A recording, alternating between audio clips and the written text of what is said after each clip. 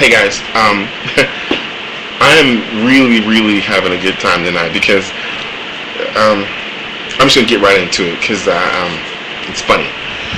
So I come home tonight. Well, actually, I leave work tonight, and I did my usual. I sent her a text message. Okay, you know what I'm talking about, and I explained to her that basically what I said was hey, how you doing? I'm not sure if you're asleep or not, but if you're asleep, have a great night, sweet dreams, I love you, blah blah blah, whatever. I get a response from her, and she says to me that she's in the ER and she thinks that she has a kidney stone.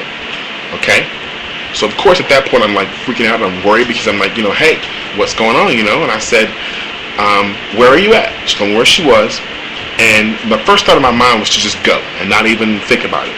But then the second thought, you know what? No, because I'm quite sure that she didn't go by herself and that he was there, being the boyfriend. So she said, I'll text you later and let you know what happened. Okay, fine.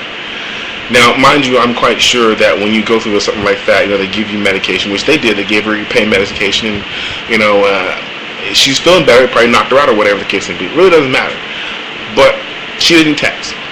So I come home and I go to Facebook and I sent a message on Facebook, and all I said was, I hope my baby's okay. I love you. And that was it. A couple hours later, she responds on Facebook pretty much saying that she's back from the ER, she's okay. She's never had that much pain in her life, and she got some pain medication. Hopefully she's going to go to sleep right now. End of story. So I sent her a text message and I pretty much told her, hey, well, I'll talk to you tomorrow. I love you, whatever, but, and that was it. Then the fun begins. The boyfriend, who's clearly pissed off because I called his girlfriend babe. His response was, don't you ever call my girl babe again or I'll kick your ass.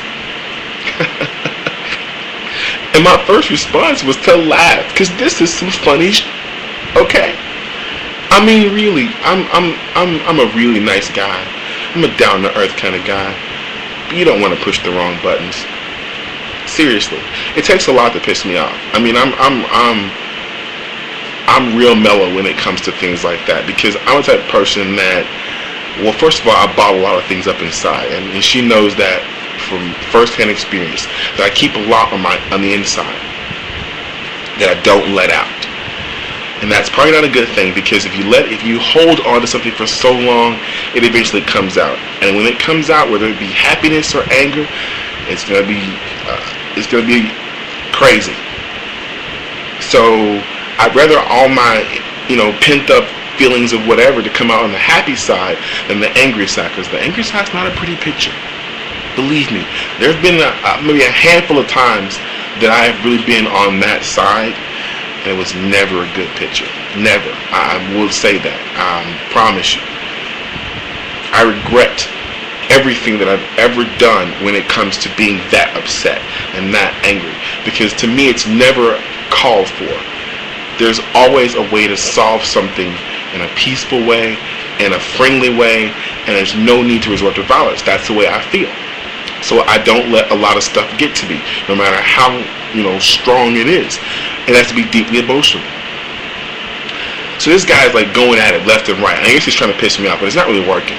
Talking about how he knows where I live, he knows where I work, and I'll come to your job, and hey, I welcome it. Come on down, and I'll be just as nice to you until you piss me off. And that's gonna take a lot. It's gonna take a lot. I'm gonna let you know that. So here's my dilemma. After all that, I ended up sending her a message on Facebook. And the message pretty much was this. Who's the fool in this? I can't figure it out.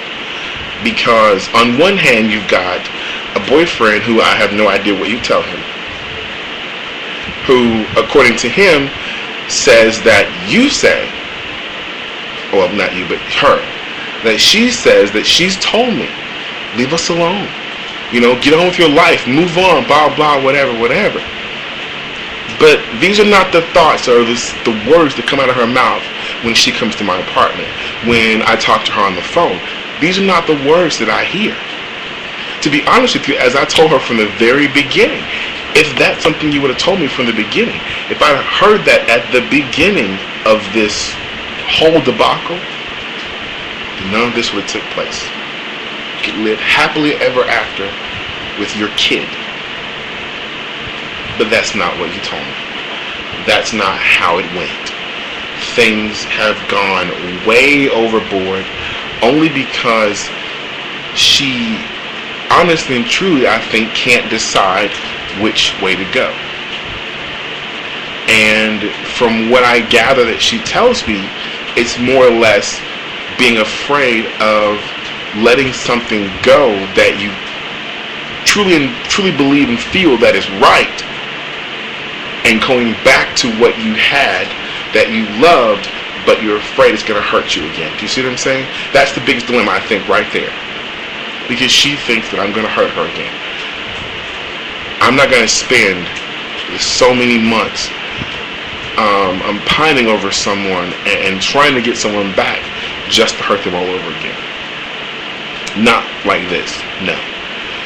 Anybody else I've ever been with, like I said, after a couple of months, maybe even a couple of weeks, you're done with that person. It's over. You've moved on, you've found something better, or you just got over it. She's been gone since December, I know for sure. You know, I think she left before that, but she came back to the apartment in December, and it was still kind of a shaky ground because I wasn't really still talking to her, and I was still kind of giving her the cold shoulder and you know, all that kind of stuff. So, you know, I can really say she's been gone through at least December. So, you know, this is now June. And do you really think that you're going to go over and want to be with someone that long? Do you really think that that's how it works? You would think if she meant nothing to me, I'd be over her by now, right? No. Not with love. So, you know, my whole point of that message that I sent to her was that, you know, hey, what's going on? What do you tell him as opposed to what you tell me? You know, and something's got to give. You know, because I made a statement to her. I said that if I continue to do the things that I do, it's going to piss him off. And it's pissed him off. He's upset. And I would rather it not resort to violence, because I'm not a violent person by any means at all. But trust me, if push comes to shove, I'll let you finish that one. So, having said that, I had a great night. I'm going to go to bed now, get some sleep, and tomorrow's a new day. Or actually, it is tomorrow. It's like 2:12 in the morning. So, we'll see what happens. I'll let you guys know.